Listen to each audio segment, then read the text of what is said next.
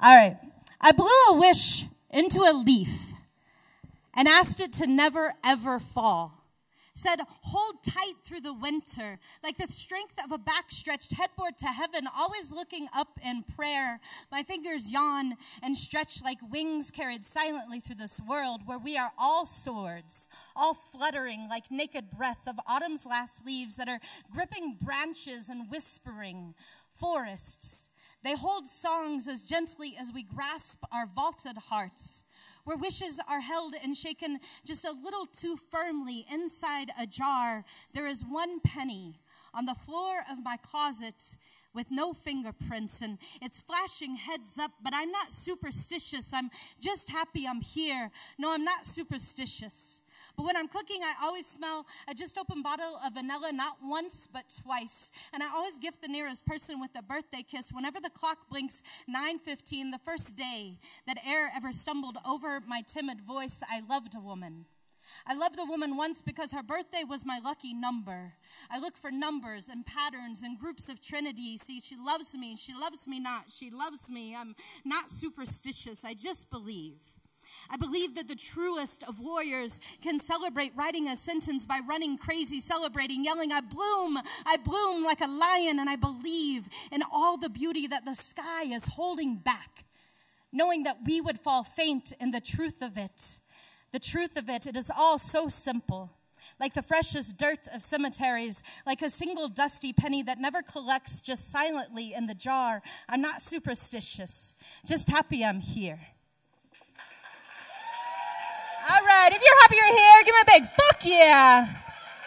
This is the best place to be on a Saturday night. In just a moment, we're going to welcome up our amazing feature that we've all been waiting for tonight. But before we do that, we have a tradition here at Outspoken that you can't just sit back and relax and be in your own little bubble. Our tradition here is at Outspoken is we want to give each other some love. So right now, you're going to pretend like you're at church, but way cooler than church. And you're going to find 3 people that you don't really know and give them a big hug and say, thanks for being here. All right, so find a person, hug them like you mean it. Hug them like you want to know what color the chones are.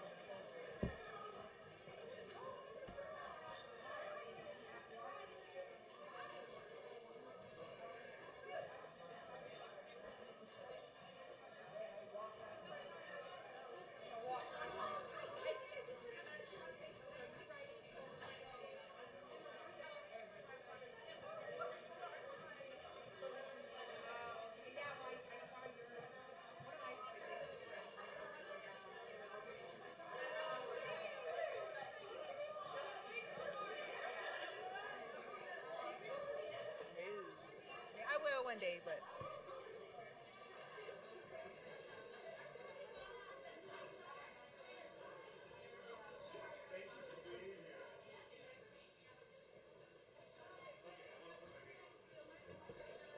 All right there. That's my favorite part of Outspoken of the entire evening. And next up is going to be your absolute favorite part of Outspoken when we welcome up our feature. Our feature tonight, although she has lived in New Mexico for 25 years, she's had this great adventurous existence that has included living in 10 different states, a couple different countries, a half dozen dogs, a couple bookstores, and she's written in about a half dozen rags, is that right? Or edited. She still dreams of writing the great American novel one day. She is awed that she has created a few good poems and has absolutely fucking won a poetry slam. Please welcome up with lots of love, Mimi Leland.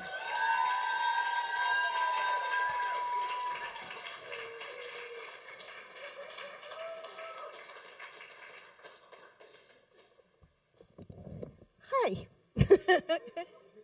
I was going to do a little ceremony, but we're having audio problems. So this may be a little challenged to do the whole ritual with the candles and everything. So I'm going to do a modified version, if you'll bear with me a second.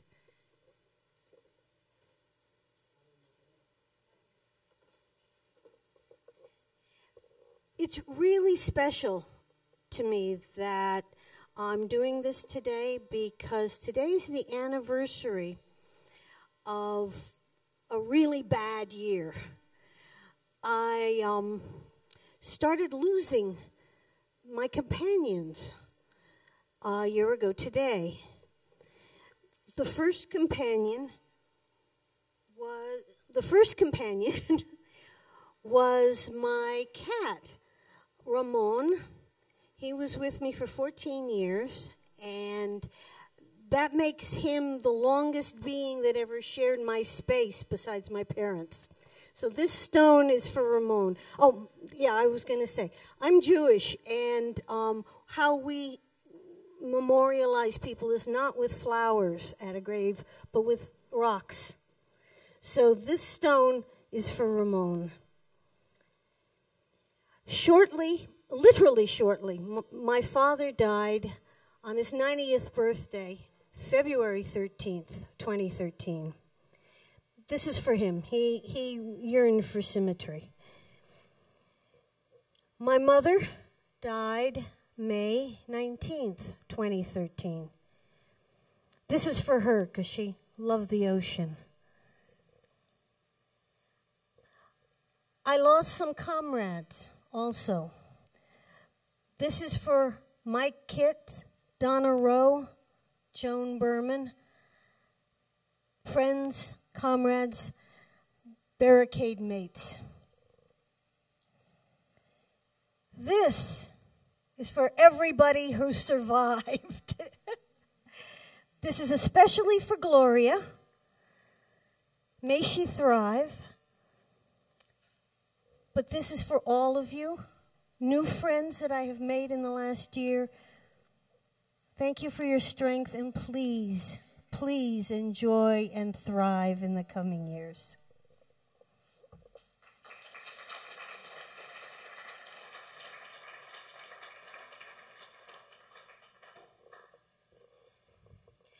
Grief isn't a linear progression. Non-linear, non-Euclidean, a chaotic diagram of time and space. No road signs map the path, warn of detours, or provide mile markers. A tsunami flooding your brain without warning because the earth moved thousands of miles away. Caught in the bathroom mirror, toothbrush stilled, tears clumping eyelashes, nose reddening, this you must be stuffed into containers with handles so you can continue brushing, dressing, going out the door.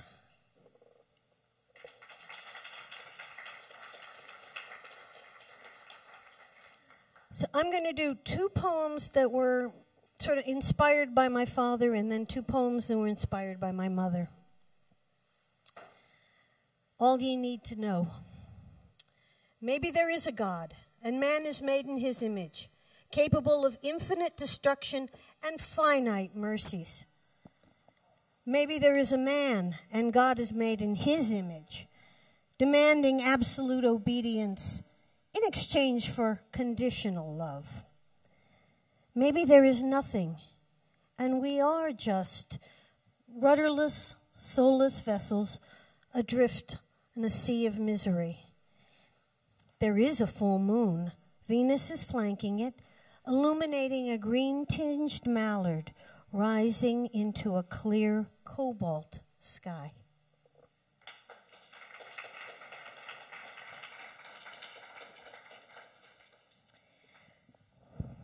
PC. Sometime in the 1950s, my father invented the phrase politically correct. It ordered his universe. It ordered our family's universe.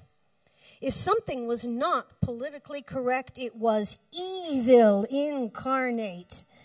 If something was not politically correct, It would contribute to the rise of the military-industrial complex and the spread of fascism. If something was not politically correct, it would make our father very, very angry. And you never wanted to feel the wrath of our father, literally and figuratively. Everything our father taught us was political, not just electoral, though Republicans were definitely not politically correct. Henry Ford published the Protocols of the Elders of Zion. Your vote was your dollar. And Volkswagen was invented by the Nazis. Texaco shipped oil to the Nazis. We didn't get war toys. We boycotted grapes, drank Pepsi, not Coke, and ate Whole Foods. Coffee, Miracle Whip, and ketchup were all forbidden. Never to cross the threshold of a place housing Dr. Henry Leland, Ph.D., and his family. He would protect us and the proletariat masses from coffee, Miracle Whip, and ketchup. Tea was politically correct, as was Hellmann's mayonnaise, though there was no correctness with anything even moderately ketchup-like. There was one other major incorrectness. For decades after I left his house, I couldn't remember it. This wasn't like aphasia, where you could see the whatever in your mind's eye, but just couldn't come up with the correct label. This was amnesia, a big hole with no picture or sound, a piece of footage cut from the movie. I tried to remember it. It was important. It was politically incorrect. It was a sin.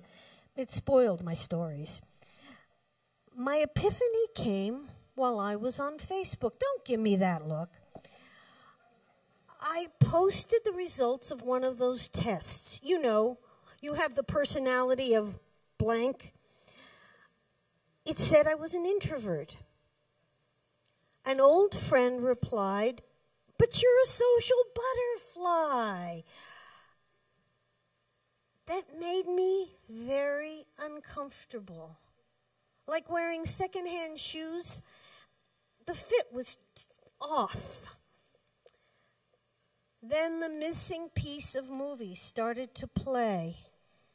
Father at the head of the table, face red, fists pounding. Being alone is politically incorrect.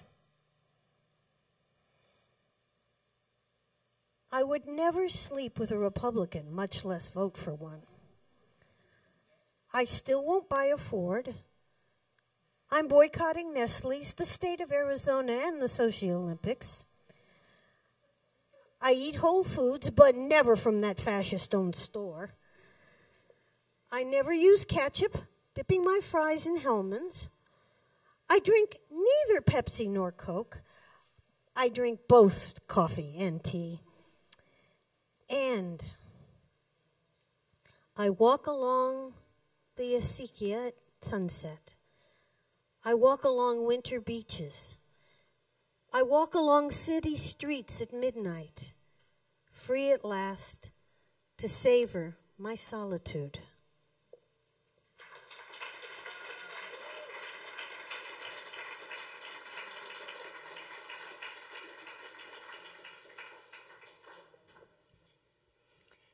These are about my mom. No habla español.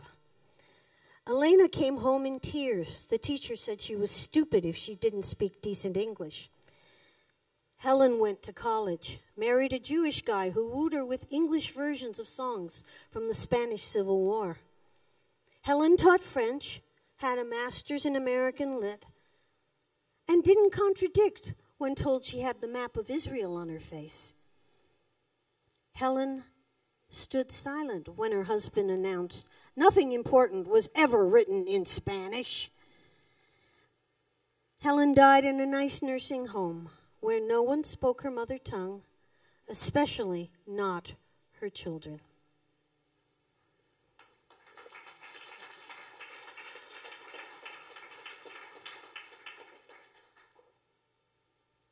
With responsibilities come dreams.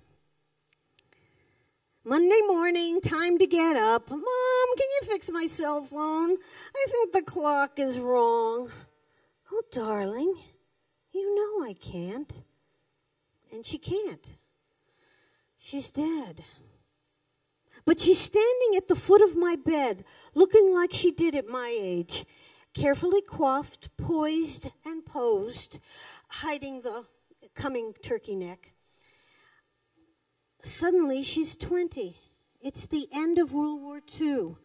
She's leaning against a weathered wooden fence, hopeful, careless, carefree. Long hair framing a lush beauty. Katie Hirado, beautiful. Dolores Del Rio, beautiful. Leaning against the fence, waiting for Pedro Armendariz, who'll never come because he shot himself when he learned he got cancer from trusting John Wayne, and making a movie in the middle of an atomic test site. I start to warn her. I want to protect her from the fallout. But Matt Damon, with blonde hair, a green rugby shirt, and a South African accent, is dragging me across Girardin Central, an intersection that makes me crazy. We almost make it to the curb when I start spiraling into a faint. Now, I never faint, but I'm spiraling into a faint when the clanking car noises become clanking dog collar noises. And she needs me to get up now. I open my eyes to the perfect, sun-drenched, eggshell turquoise sky I saw in my dream, knowing when I take my boss's dog to the park, no one will be waiting by the weathered wooden fence.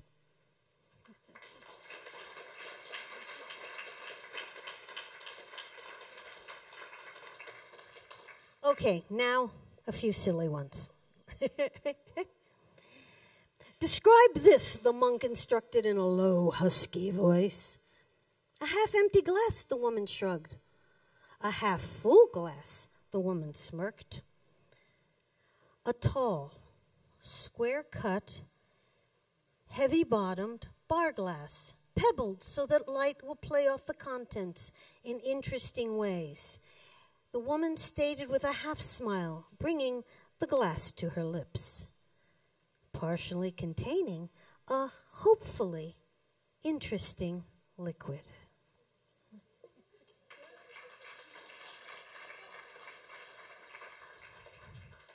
I like my women like I like my coffee, hot and sweet, smirked the overaged, overweight, overbearing guy sipping at my side in the crowded Starbucks. My taste in lover being much more eclectic than my taste in coffee, it took a second to reply to his challenge before the visual came and the words followed. I like my lovers like I like my dogs. Bite, but no bark. Smart and unleashed. Said with a half smile that sent him off hunting gentler prey. Stupidly forgetting that all dogs go to heaven.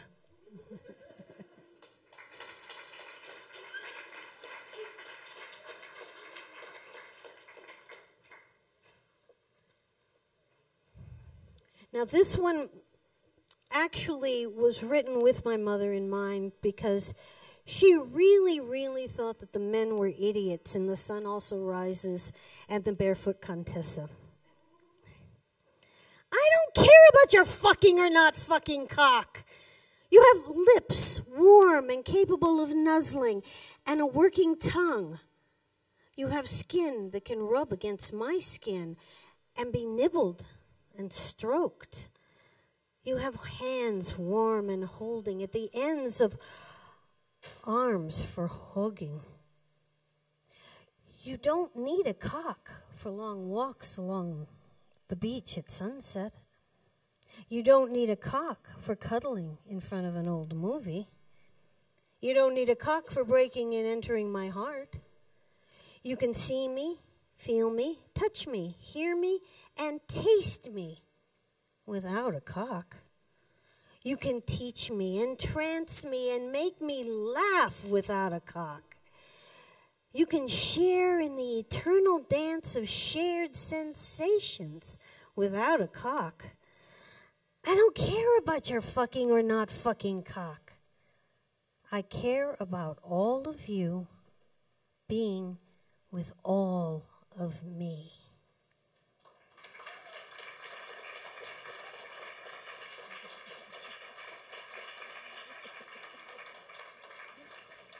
Okay, last two. Joan of Arc meets the Willendorf Venus of Albuquerque at Pride 2013. Her body exposed and bejeweled, not for worshipful celebration, but an embarrassment she is trying to embrace. She doesn't know her body sings. Rainbowed rows of New Orleans beads flowing atop abundances of warm milk chocolate. Glint of light from her jeweled navel sent eyes to the lush belly and her denim shielding. Tempting heavenly mounds topped by intelligence. I have a taste for her taste. Full-bodied and full voice, she earns another fucking 10, wins the slam and my heart. I would worship this goddess, lead armies to defend her, and burn every night for her love. Write like an Egyptian. Cuneiform poet, carving symbols into clay. Every scratch, a metaphor.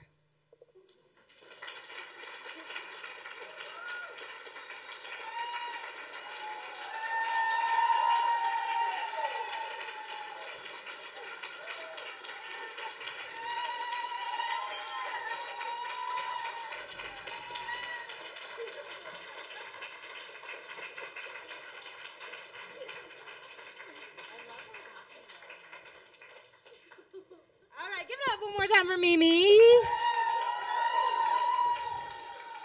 I think there's only one thing I love more than Mimi's poetry is how incredibly happy she is when she's reading poetry.